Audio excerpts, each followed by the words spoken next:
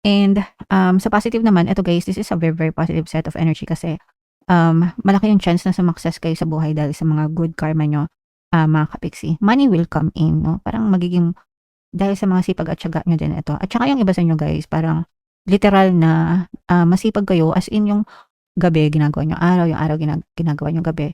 Yung iba parang feeling ko, gutom kayo sa tagumpay. Kaya hindi kayo nagsasayang ng oras mga ka-Pixie. And yung iba, to the point na parang kahit konti na lang yung tulog niyo or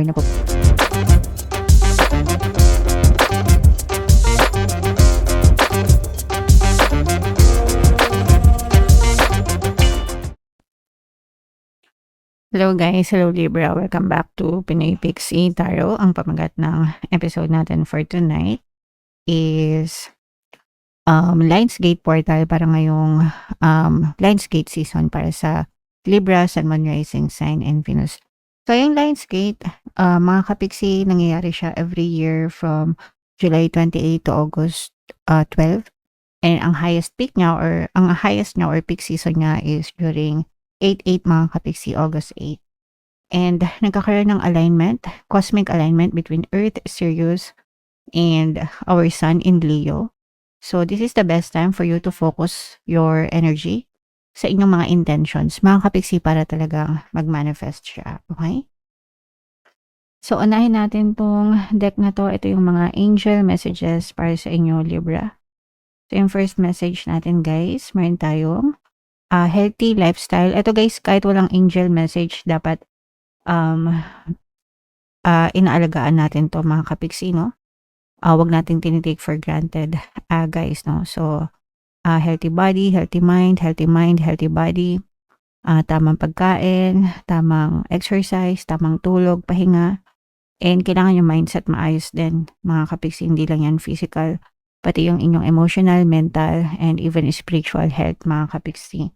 Lahat dapat pinagbubuhusan nyo ng attention, guys. Okay? Alright. Another message for you, Libra. Prioritize, mga ka-Pixie. Focus on your highest priorities. Kung ano yung mga kailangan nyo i-priority, unahin sa buhay nyo.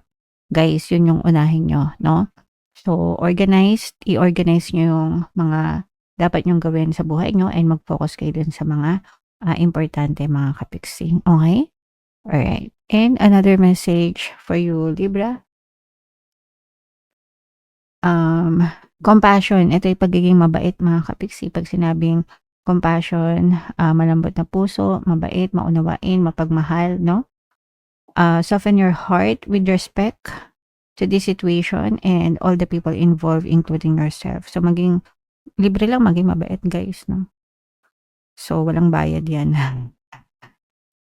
Kaya, gawin natin maging mabait, mga ka-Pixie. Alright? Okay. So, comment down below, guys, if feeling nyo naka-resonate kayo dyan. So, shuffle natin to. Hanapin natin yung energy ng Libra, guys. Habang sinashuffle ko to, panoorin nyo muna yung video natin regarding sa ating paano mag-manifest ng abundance video card. Sorry, guys. Sa love pala muna tayo. Unahin muna natin itong sa love, mga ka-Pixie. So, kung ano lang yung makaresonate sa inyo, guys. Nasa talking stage yung iba sa inyo. Mag-resonate ito dun sa mga bago-bago pa lang pumapasok ng relationship. Baka may bago kayong nakilala, may bago kayong nagugustuhan, may bagong umaaligid-aligid, guys, na. So, samantalahin nyo yung talking stage na yan, guys, para makilala nyo yung tao and malaman nyo yung intention nila sa inyo, mga ka-Pixie. Huwag kayo basta-basta magpadala sa mga kilig-kilig, guys, no? Minsan, magaling lang magpakilig, 'di ba? Tapos, lumalabas na yung totoong ugali. So, antayin nyo na mag-dry up yung talking stage and tingnan nyo kung talagang totoo yung intention ng person sa inyo. Okay? And ito guys, talagang nagpapakita ng interest sa inyo itong person na to, no?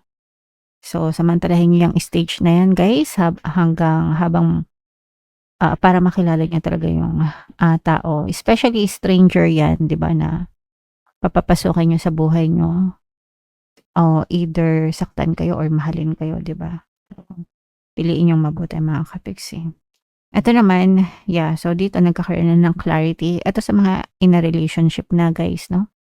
Nagkakaroon na ng clarity yung relationship nyo, nakikita nyo na yung mga true intentions ng person nyo, kung totoo siya sa inyo, kung nagsisinungaling siya, kung ano yung totoo niyang pagkatao, lahat lumalabas na. Kumbaga naglalabasan na yung mga totoong kulay. And doon nyo malalaman kung mahal nyo yung person or hindi, doon sa totoong pagkatao nila. Like, willing ka ba na tanggapin siya, i-accept yung mga flaws, ganyan, dahil mahal nyo siya.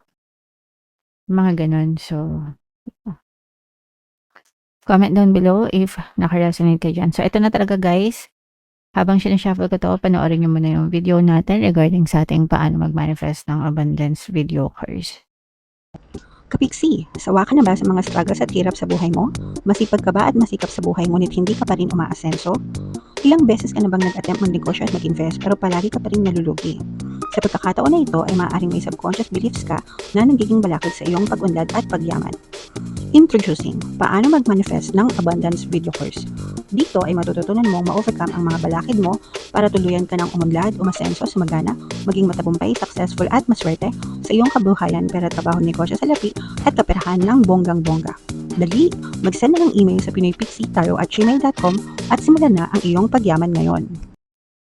Alright, so sa lahat ng gusto mag-avail ng course guys, meron tayong paano mag-manifest ng abundance video course, paano mawala ang third party, at magkaroon ng harmonious na relationship, paano pabalikin si ex or vice versa. Sa mga interesado guys, mag-send lang kayo ng email sa pinoypixie@gmail.com. And sa mga naghahanap ng pampaswerte guys, meron tayong money shaker jar. Ito yun guys, no? Super liit na bote nito pero super effective, super powerful. Naalog yan guys.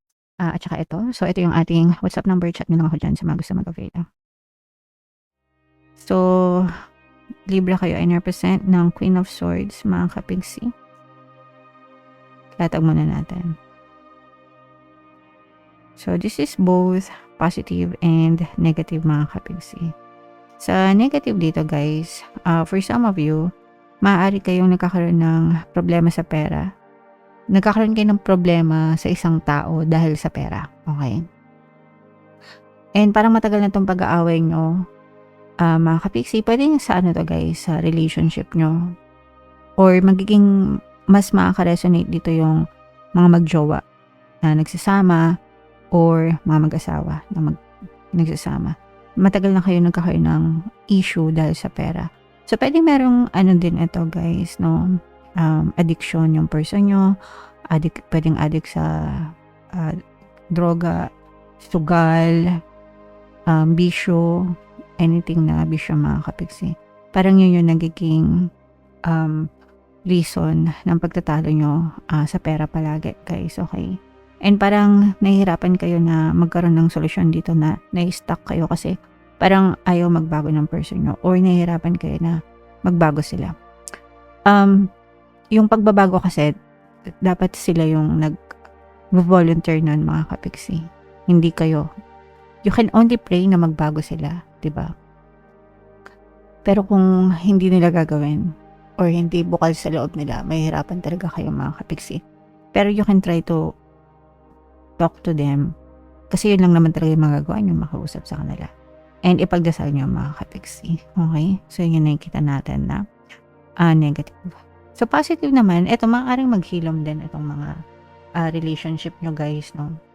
So, sabi ko nga, as long as willing siyang magbago and magkausap kayo ng matino, maaaring maghilom itong relationship nyo, mga kapiksi, and parang magsisimula ulit kayo ng fresh na relationship. Guys, for some of you, you are also healing on your own. Parang nagpo-focus kayo sa sarili nyong healing din, focusing on yourself. Kung wala na kayong magawa dun sa relationship nyo ng person mo, parang ikaw hindi ka na masyadong nagpapa-apekto, and kung ano na lang yung pwede mong gawin para sa sarili mo, no? Ginagawa mo para hindi ka masyadong maapektuhan. So yun na nakikita natin para sa inyo. Okay? And sa positive naman, ito guys, this is a very very positive set of energy kasi malaki yung chance na sumakses kayo sa buhay dahil sa mga good karma nyo, mga kapiksi. Money will come in, no? Parang magiging dahil sa mga sipag at tiyaga nyo din ito. At saka yung iba sa nyo guys, parang literal na masipag kayo, as in yung gabi ginagawa nyo araw, yung araw ginagawa nyo gabi. Yung iba, parang feeling ko, gutom kayo sa tagumpay. Kaya hindi kayo nagsasayang ng oras, mga kapiksi. And yung iba, to the point na parang kahit konti na lang yung tulog nyo or napapuyat kayo, kaka-overtime or kaka-sideline, ganyan. Kumita lang ng malaki. So, magpe-pay off yan, guys. Magiging successful kayo dyan. But, huwag nyo rin abusuin yung katawan nyo. Kasi, di ba, aanhin nyo ang damo kung patay na ang kabayo. Importante pa rin yung pahinga. Guys, di ba, healthy body, healthy mind, healthy lifestyle. So, huwag nyo naman masyadong abusuhin yung katawan nyo, mga kapiksi. Okay? So, enjoy nyo lang din. Bigyan nyo ng oras, panahon yung sarili nyo para makapagpahinga din. Walang makakapigil sa pag-unlad, pag-asenso nyo. You're taking charge of your destiny. Yun yung nararamdaman natin dito na parang this time, yung iba sa inyo parang sinusubukan nyo maging independent, guys, no? As in earning money on your own, guys, no? Na hindi masyadong nagre-rely sa ibang tao. And magiging matibay yung pundasyon ng buhay nyo, guys. Magiging unstoppable yung energy nyo, mga kapiksi. And walang makakapigil sa pag-unlad and pag-asenso nyo, guys. Okay? Yun yung nararamdaman natin para sa inyo, mga kapiksi. Okay? So, tuloy-tuloy nyo lang yan, guys. And you will achieve everything sa buhay nyo, mga kapiksi. Alright? Okay, so comment down below if naka-resonate kay Libra. Lahat ng mga magaganda, email nyo na sa comment section.